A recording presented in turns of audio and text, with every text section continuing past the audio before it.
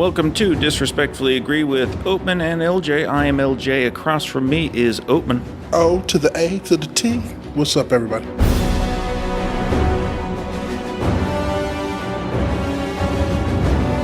This week we're going to talk about another DC animated film.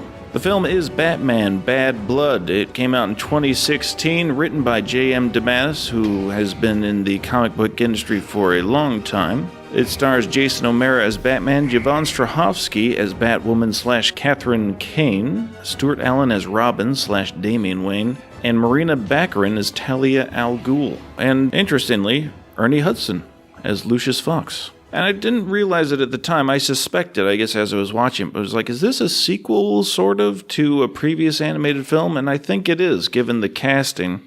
A number of the actors reprised their roles here from a film I'm not sure you've seen, Oatman, called Son of Batman. Son of Batman. Which is where, I guess, at least in these animated films, we're introduced to Damian Wayne, Batman's son. We'll start off as non-spoiler as possible and then transition to spoilers to let you know when that happens. Oatman, what did you think of Batman Bad Blood? I thought it was a bit of a waste. Uh-huh.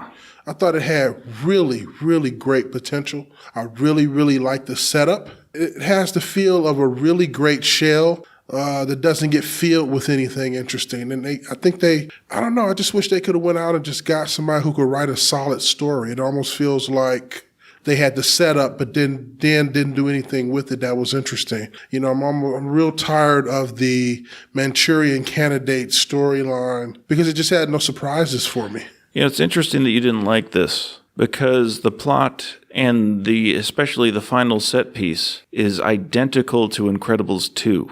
Oh, there you go. Identical. Oh, there you go. It's unbelievable. I was like, are they so literal? All right. So it's hypnotized. Oh, I shouldn't have said that. I spoiled the whole thing. What am I kidding? We're jumping into spoilers right away. Warning. Well, I will say this much. I did like some of the characters. Okay. I thought some of the characters were really interesting. I liked the concept of replacing Batman because I really, really love that kind of art world tale we looked at where his father became Batman. I thought that was wonderful. And in that vein, I thought that was interesting. I thought Damian Wayne was, or not Damian Wayne, but it's Damian, yeah. Damian. Thought he was interesting. I thought Batwoman was fairly interesting. Interesting enough. Yeah, she's all right. Yeah, she's all right. The characters were okay. I just wish they had more to do. And I wish that we would have got a longer period of Robin or Nightwing being Batman. I think that, I'm not sure if this is our introduction to Batwoman in the animated film verse, but I think I would have preferred just a movie with her.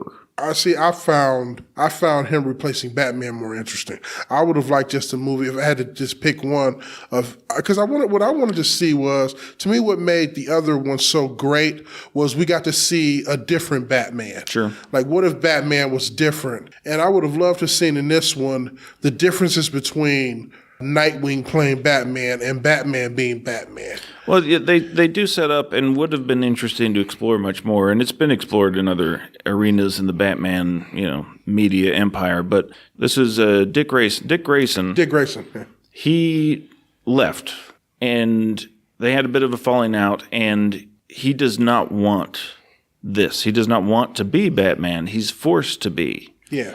And he expresses that. But it after that, it just goes away. That's what I'm saying. Yeah. I would have liked to have seen that explored and developed. Because there's no time for that, and this movie has no time for that. That's what I'm saying. I think the movie ran like an hour 12. Like, I would love to see a 2-hour movie and just have enough room to see.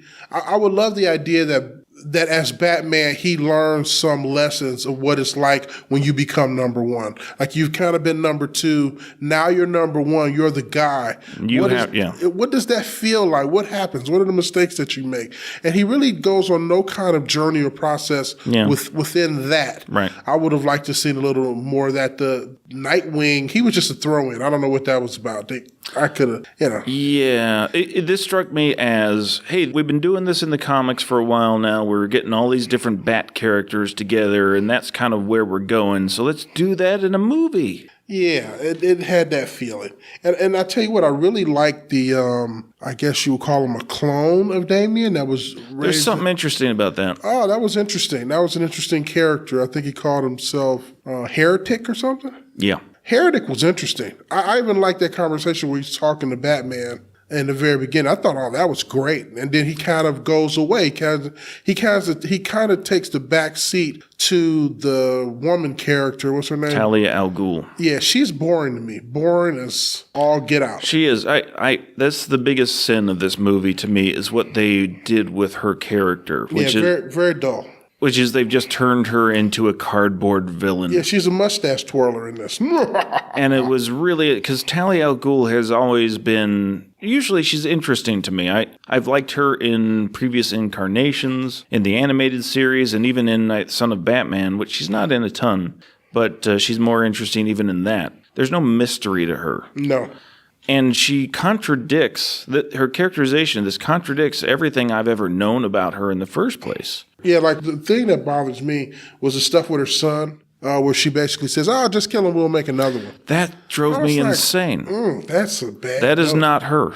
I'm like, ugh, that's bad. I didn't even like when she killed the clone. That was the first moment. Yeah, I was like, that's it. You know, that's how something happens, and it's almost like somebody's playing the piano, and it feels like somebody just hit a wrong note, and it was like, ding, and can never recover afterwards. Yeah, I was like, oh, that feels, and not only that, I wanted to spend some more time with that guy you just shot. Because they had just created a character. They had just created him as a character. Like they'd been building up to who that guy is, and he established who he was as a character, and finally created some drama. Exactly. Some tension. Absolutely. And when she shoots him, gone. It's all gone. It's almost like they let the air out of the balloon, and I was like, oh, that's weird. It's just the potential for where those complications can go from there are amazing. I love the conversation that he was having with Damien. Yeah. Like I wanted to continue that conversation, and then they kill it. I'm like, oh, what is that about? Yeah, it was bad. It was a bad choice. That's the choice that version of Talia al Ghul would make.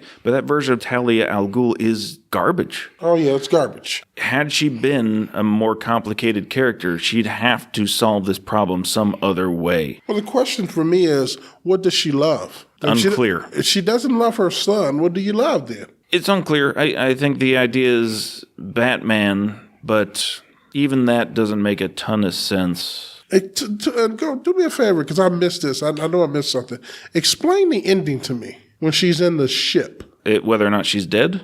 But what's going on there? Well, so Heretic's right-hand lady, what's her name? I can't remember. Oh, that's what it is. It's revenge for Heretic. It was revenge for Heretic, Okay, got you. I was just I didn't understand. Okay.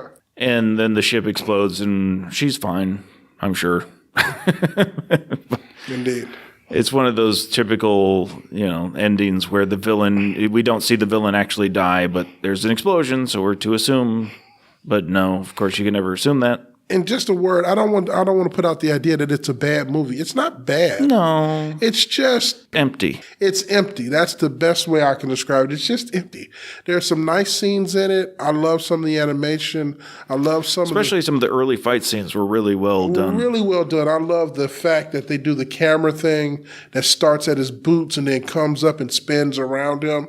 Like I love when they do stuff like that in animation. Really, really well done. Just empty, ultimately. Yeah. The beginning is great, and it just kind of peters out a little bit. I wish it would have had a little more in it. So let me ask this question. Yeah. Does Damien grow up, or is he always a kid in the comics? He's relatively new.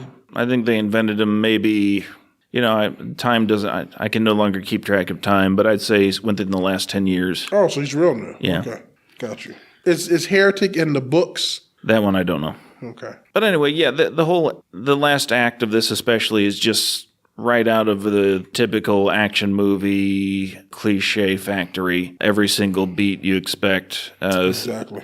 Things are slowly crumbling. There must be an explosion at some point, and everything's gonna blah blah blah, and we got to get out before. And Nightwing.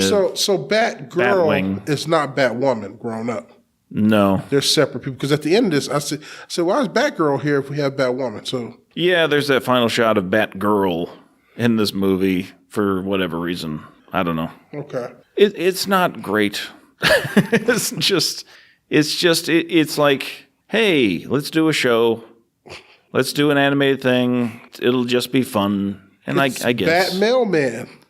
I guess. Interesting. There's just not much. It was disappointing. So Morgan Freeman's son is a superhero. I guess, although I didn't know Lucius Fox had a son. I don't know if that's a thing. Maybe it is. Okay. The final scene, when it's like, hey, the whole Bat family is going to, like, the Penguin is driving away, and the whole Bat family is there to go take down the Penguin. I'm like, we don't need, this is overkill, guys. We need, we don't need all of you in the same place. If you're going to do this, divide and conquer, guys. Spread out. This is just a waste of resources. It's the Penguin. What are you doing? Yeah. Fair point.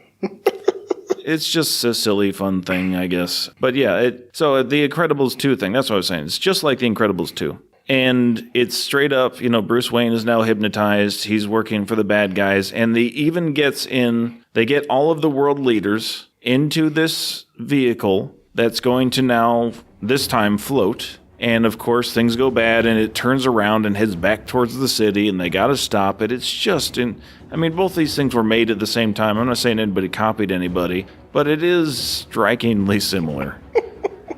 And I'm not saying they even invented. It's not like they invented any of these story beats either of those two movies. Yeah, really. It's all just pretty rote. Some of this goes back to, Flash Gordon. Absolutely. In any case, check us out on the iTunes Apple Podcast application, the Google Play Music Store, the website disagreepodcast.com, YouTube, and the YouTube channel we just recently created. We're getting our videos up there slowly but surely. And with that, we will talk at you next week. Bye. Peace and chicken grease, people.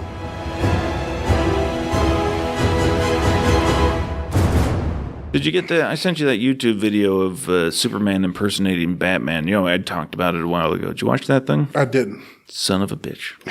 I didn't. I don't think I did. Impersonating Batman. Yeah. Wait a minute. Did I see that?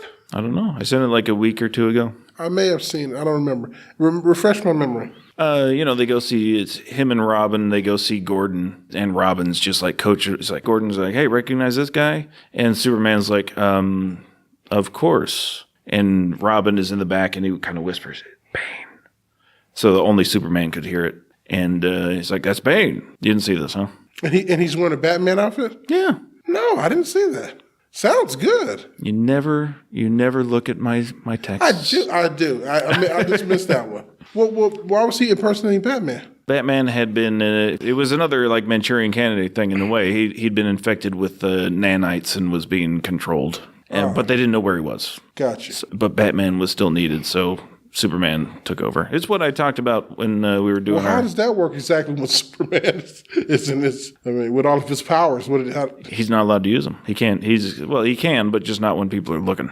Ah, interesting. Is that a whole movie? Episode of the show. That sounds good. Well, because I told you about it when we were doing our episode about fixing the DC universe. I'm going to check that out. Okay. It sounds very interesting. Yeah, it would have been nice if you'd seen it. Thank you, you monster. That does sound interesting. Anyway, what the hell were we talking about? Okay, so Batman Bad Blood.